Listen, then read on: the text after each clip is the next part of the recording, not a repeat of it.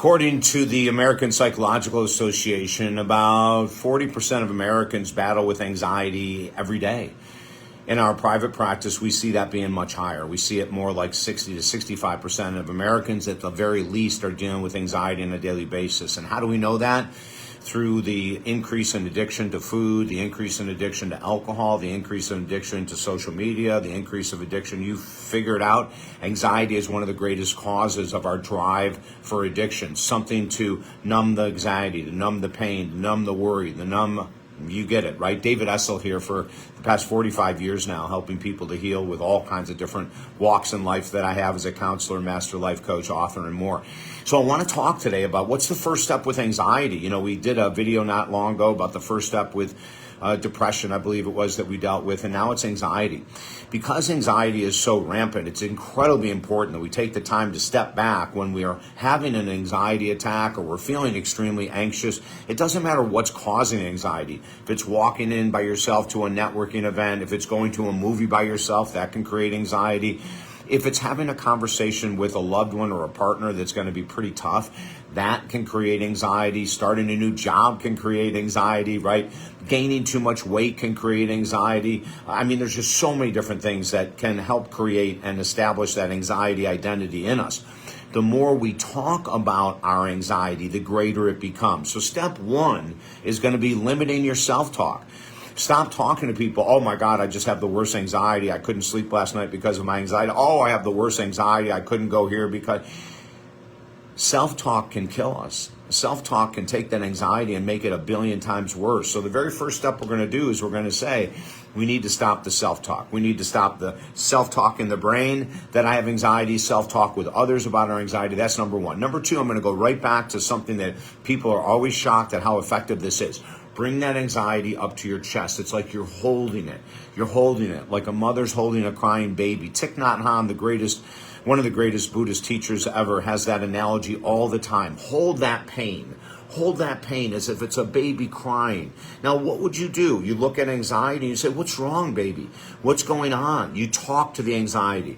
And let's say the anxiety goes, well, you know, we're going into this meeting by ourselves. We don't know anyone here. We're not good at small talk. We're not good at socialization. Oh, okay, I understand why you're here. I totally get it. We've gone down this road before, haven't we? You know, a lot of times the reason why we come up with this anxiety is because we've procrastinated taking care of it. But I'm going to take care of you today. I'm going to hold you. I'm going to tell you that we're going to do fine. I'm going to tell you we're going to be okay. We're going to go in and do our very best.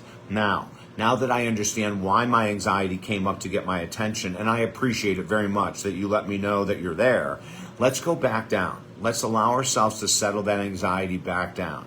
And now that we know the origin of the anxiety, going into an environment we don't feel comfortable with, let's do some 10 deep breathing, 10 deep breaths, just to calm the brain. The brain turns into haywire when we're going through anxiety-driven moments or moments of depression, etc. So we want to be able to calm the brain.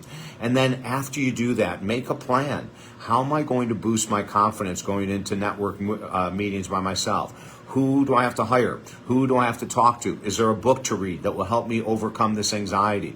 When did it begin? How did it begin? This is all work for professionals, but the amazing thing is, in about 2 minutes, you can bring that anxiety up, label it, find the origin of it, hold it, talk to it, allow it to go back down, and go into deep breathing to calm the brain.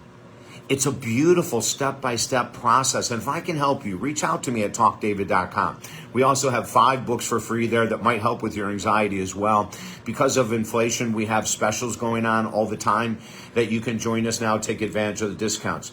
I struggled with anxiety my whole life. Well, I'll say until 1990. It was exposed. I didn't even know up until 1990. I had a very deep issue with anxiety. Since that time, I've done everything in the world to help myself manage it. And this is something I do on a regular basis. If there's something that's causing anxiety, I'm running late in traffic or something, I bring it up. I talk to it. I nurture it. I tell it we're going to be okay. And then I allow it to go back down and go into breathing. Then after that, I find a professional, someone to work with, and say, hey, I'm struggling with this pattern of anxiety that always comes up during this, and this. and get help. I can work with you as well. We've got specials going on because of inflation. Reach out to me at talkdavid.com. I would love to reach out to you and to work with you and to eliminate this because it can be eliminated. Everything's at talkdavid.com. Have a beautiful day.